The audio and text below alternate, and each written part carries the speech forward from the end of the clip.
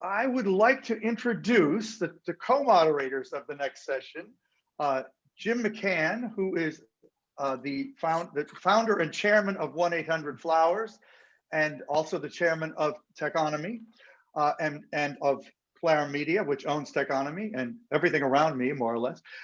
And also Meredith Weinberg, whose title I don't even know, but she's kind of like the secret agent who works with Jim to get just about everything done in 1-800-Flowers, and including helping with this, and works extremely closely with Jim on so many things. So Jim and Meredith, take it away. I'm so excited to hear this discussion on mental health. So thanks a lot.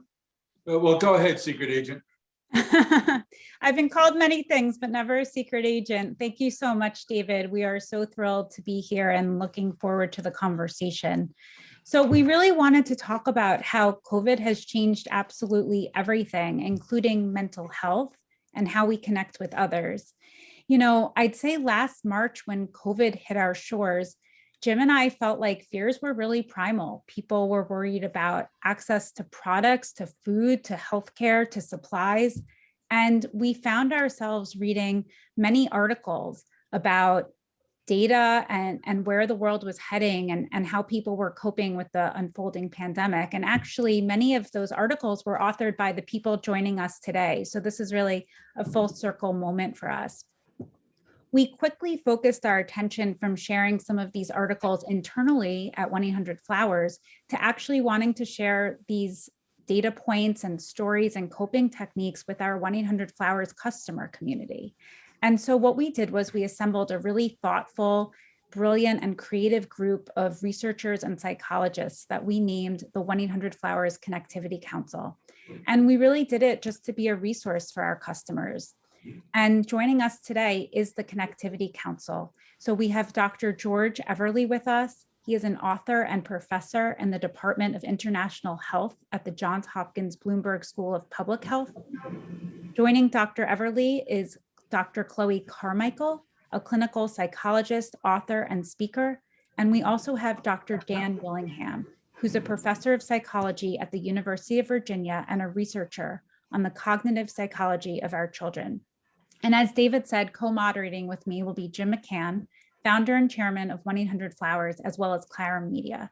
So without further ado, I'll leave it to Jim. Thanks, secret agent Meredith. The real title is chief of staff. She does, in fact, make sure, as David said, that the things we want to have happen around here do happen. And I'm very lucky to be working with her. And lucky is still to get to interact with the three people that Meredith just introduced to you. I think, Dan, I'll start with you, because it started back last year when you wrote a really interesting piece that was published in the Washington Post about the impact of early childhood development of this whole COVID experience. And I said to Meredith, I said, this is brilliant. And I shared it with everybody around the shop. And Meredith said, geez, you ought to drop him a note because you're such a fan. Wouldn't he like to know that you're such a fan? And so indeed I did. I wrote you a fan letter. And you said, well, I'd be happy to chat, because I said someday it would be nice if we chatted. You said, well, I'd be happy to chat, but what does a florist want to talk to me about? Maybe you could take it from there, Dan, about how we got connected. Well, yeah, it's funny because that was a little bit of a surprising phone call. I wasn't that surprised that the CEO of a major company was reaching out to me, because I get calls like that from time to time. But what surprised me was what you wanted to talk about and the content of it, because typically when I get a call from corporate executives, it's about helping employees with critical thinking or helping employees with learning. And here was this guy who wasn't focused on helping his employees this time. Now he was focused on helping his customers. And in fact, sort of blowing that out even farther and, making that information available to a broader community. But then once we got to talk and I knew a little bit more about what you did and what your companies do, it actually fit together really well, because your companies are about making connections and reaching out and, making human caring connections. And this is just sort of taking that into another realm. And then when I found out I was going to get to work with Chloe and George. That was like the icing on the cake. So. And now you know how we feel, like 10x.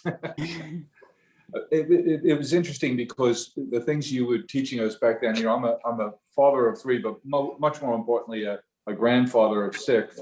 And I was really concerned about the impact of the on again, off again, remote education, not remote. I can't go near my grandkids. I can't touch them. I'm a lethal weapon. Oh, don't go near grandpa. I was concerned, by the way, still concerned about those things, but having the interactions that we've had. And one of the wonderful things we got to do, I shared with all of our team members, all 5 or 8,000 of us now, so many of the things you've written. And so many of them we're sending Meredith and I notes about, thanks for sharing this. I'm not really seeing anyone talk about this. So we had a chance to put on a forum where we invited Chloe to participate with us as well.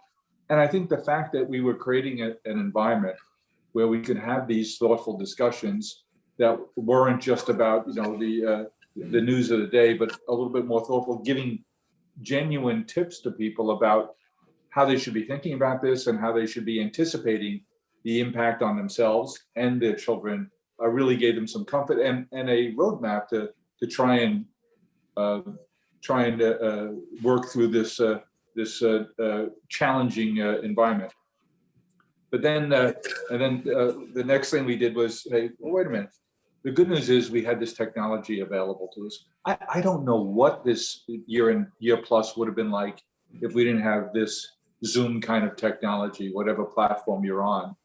But because Meredith and I were chatting, Dr. George suggested something to us very early that we shared with our community, which is over 10 million people now who we write to and communicate with. So we're even bigger than the Washington Post in circulation. But George, you suggested that we think about COVID buddies as one way of coping. And what Meredith and I have told a bunch of people recently is we feel very close to all 3 of you. We feel like we've become friendly, if not yet friends, but I would say friends. And we've never met in person. How do we compute this? It used to be, well, I knew someone in Europe and I talked to them every once in a while, but we've genuinely developed relationships and we have so benefited from our relationships, our friendships, and the information that we've gleaned from you that we bring to our communities. George, tell us a little bit about this phenomenon. And COVID buddies was a way to cope, to have someone you could have that talk with about the things Meredith was reminding us that we felt a year ago about wondering if we'd get sick and would we have access to healthcare and food at all. Tell us about the concept evolving from COVID buddies to COVID friends. So I think, well, first of all, thank you for welcoming me to this wonderful group. And I've certainly grown from participation and listening to my learned colleagues, as well as you and Meredith. And I think together we are growing from the input that we share.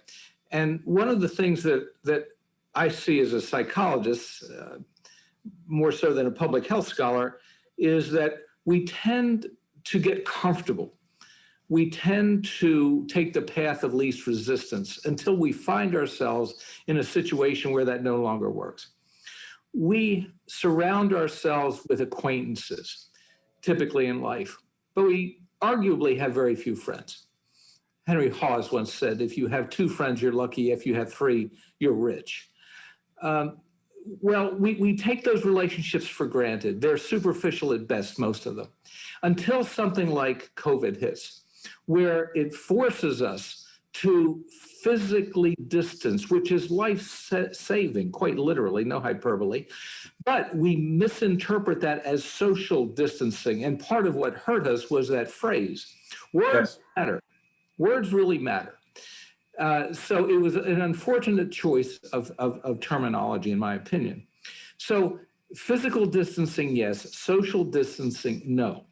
So when we found ourselves isolated and we found depression increasing, statistics from the federal government, for example, showed that roughly 15% of people found that they were significantly distressed.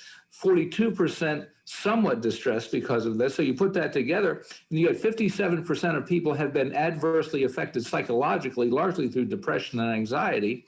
And it stems from what? Something that you know something a lot about, Jim, which is connection. In this case, the lack of connection. So as evidence, I'm not the smartest guy around. I started studying the neurobiology of post-traumatic stress disorder decades ago, pioneered some of the pharmacological and behavioral treatments for it, but then finally realized that what I should be focusing on is not treatment per se, but resilience, how to help people bounce back in crisis. So what do we find? We find the single best predictor of human resilience is connection to others.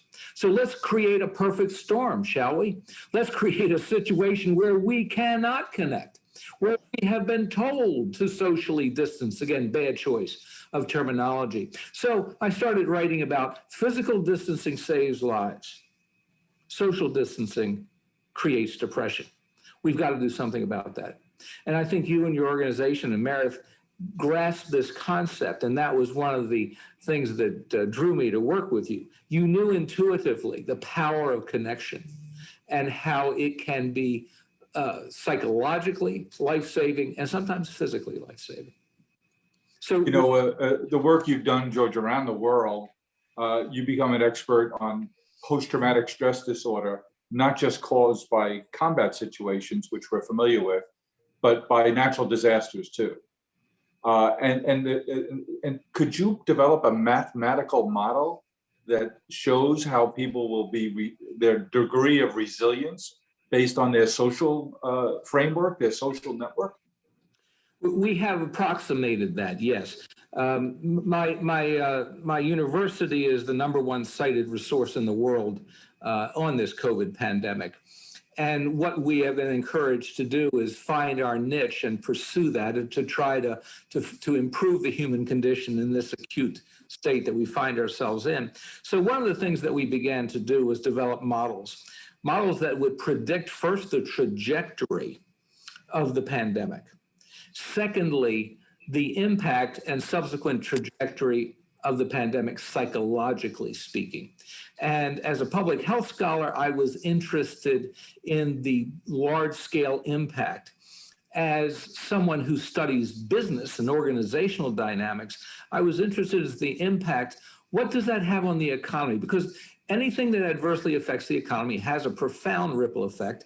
And all you need to do is take a look at what has happened in terms of unemployment statistics and certain groups being, especially the marginalized groups to begin with, being remarkably adversely affected by this adverse ripple effect out of work, et cetera. So how can we begin to take a look at these dynamics of connection? How can we begin to build resilience in organizations which drive the economy, which drive the nation, if you will, and communities, whether they are small or whether they are large? What can we do? And we've created these models as guides. And frankly, the pandemic has followed our models. Our models have predicted the trajectory of this pandemic as well as others, pretty accurately. Now, whether people pay attention or not, that's another thing. But when I'm invited to speak at organizations, especially in the financial sector, they'll say, well, we are anxious, we are unsure, we are uncertain. And that drives rather dangerous behaviors. Anxious, uncertainty, anxiety and uncertainty are not good things. So our formula very simply has been information, knowledge is an antidote for anxiety. It empowers people. So these models can do that. Based on these models, we can give these models to specific organizations, specific sectors, communities, and they, who are the experts, can then build resiliency within those groups. And Dr. Everly, speaking about anxiety, Chloe has really mapped out such a wonderful kind of protocol or some tactics.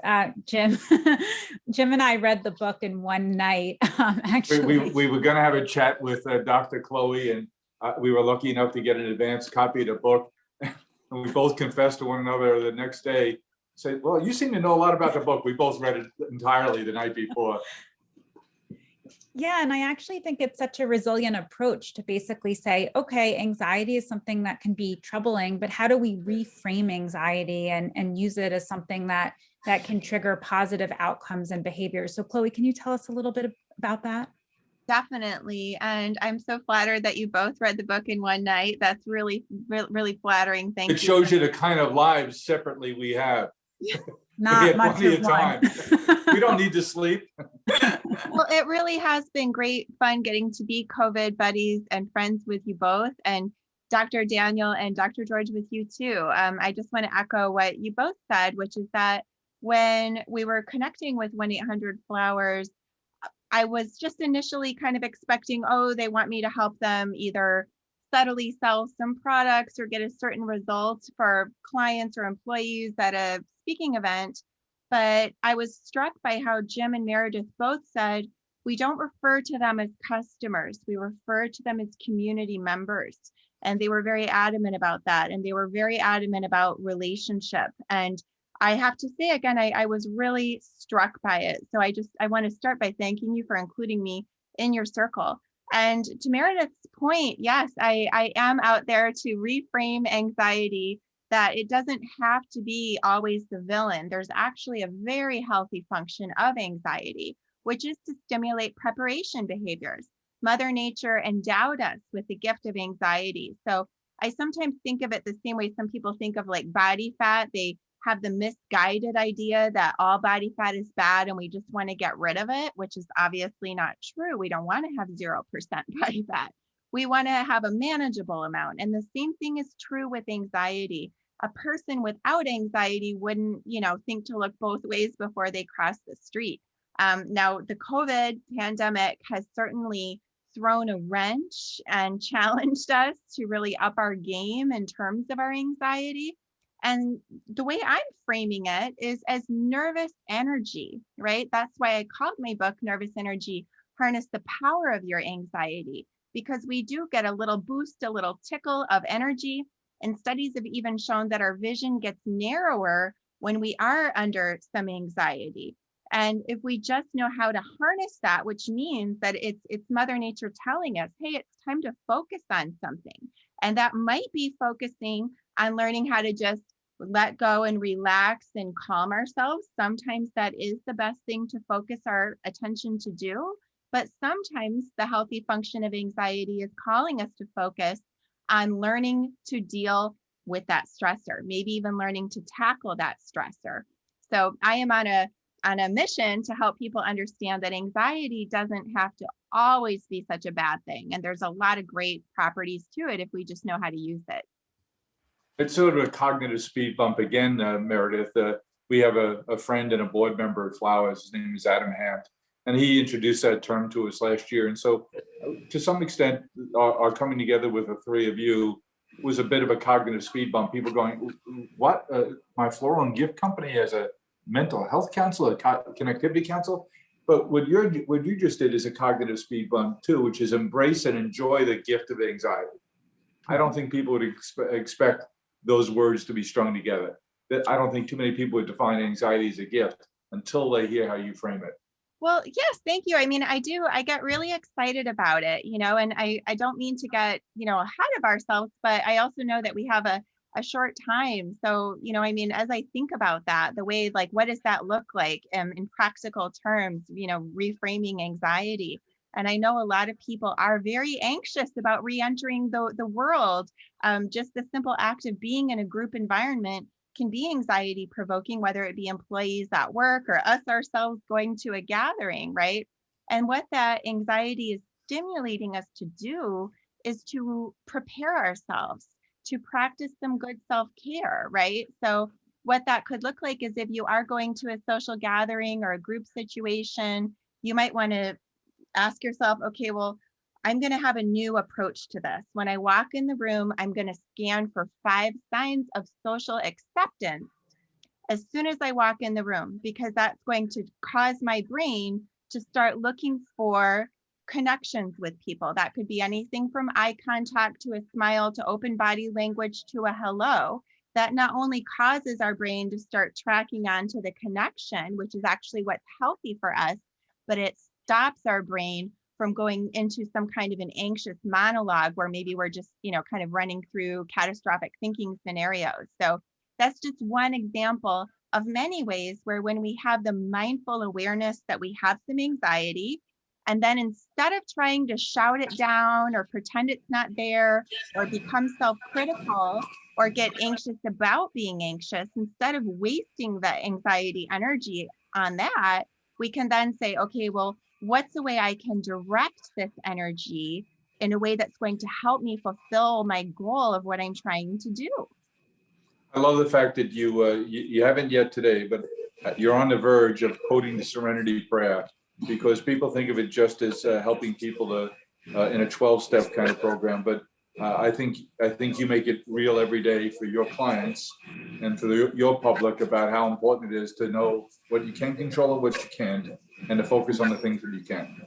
Well, thank you. And I just want to also echo something that Meredith said as well, which is that, we're at a different time now, of course, with the pandemic than when we first kind of quote met it, right? So in psychology, we have something called the halo effect, which is that when we meet a person, that first impression sticks, and we filter everything sometimes through that first impression, like, oh, I knew he was a great guy, or, oh, I knew he was a bad guy, because that first impression, we're filtering everything through that.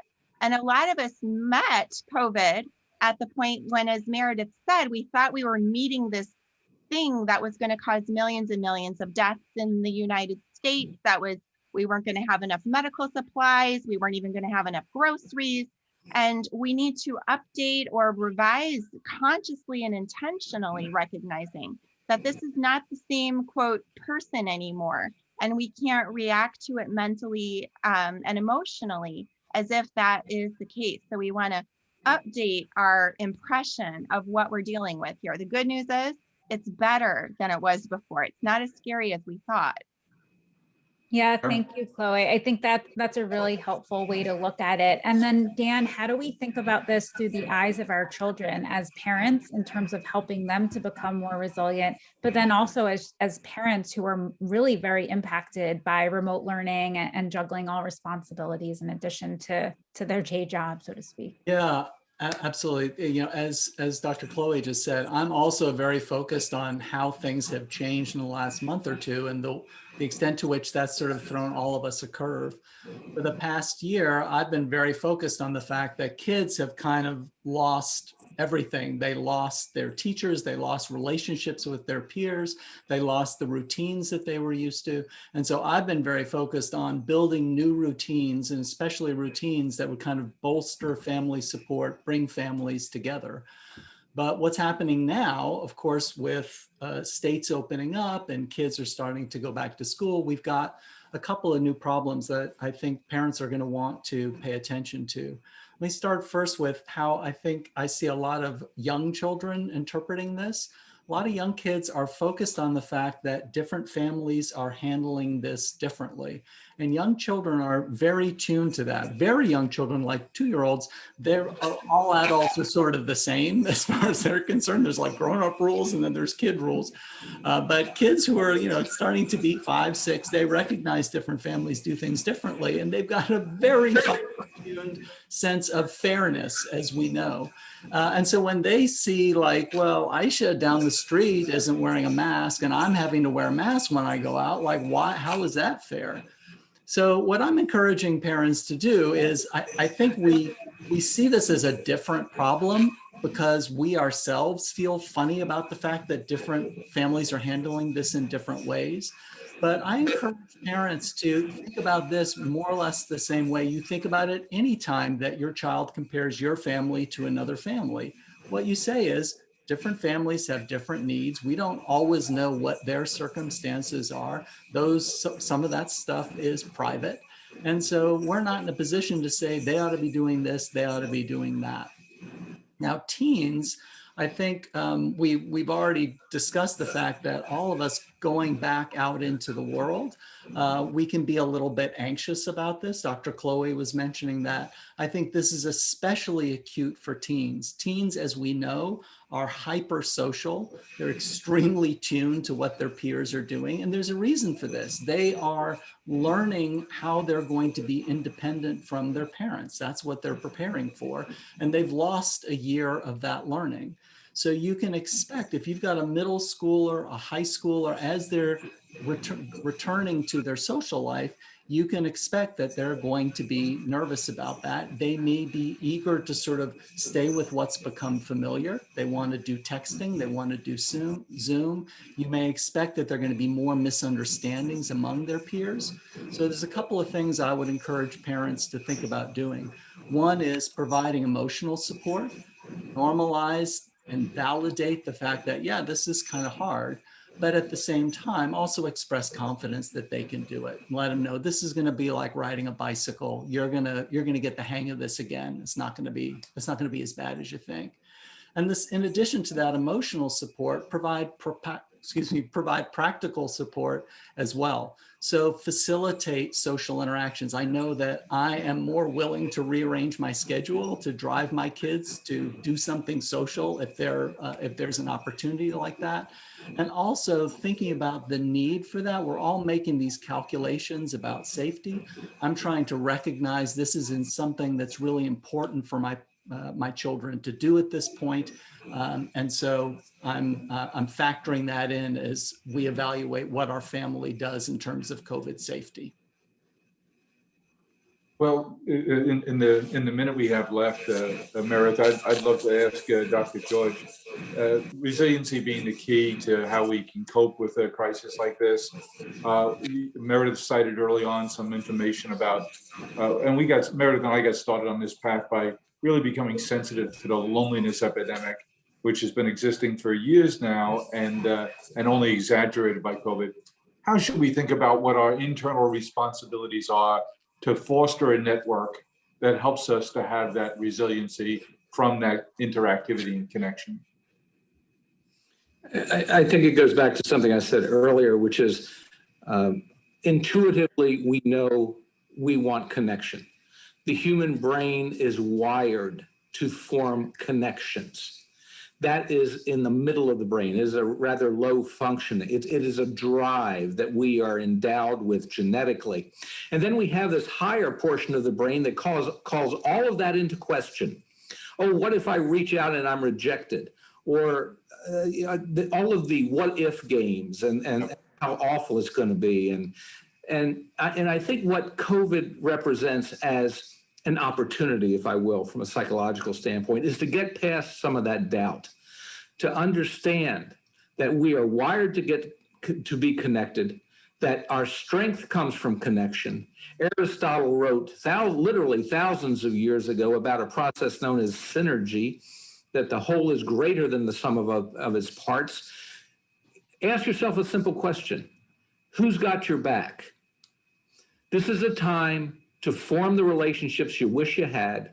This is a time to bury old hatchets. This is a time to build bridges. This is a time to reach out. And if nothing else, we have an excuse now.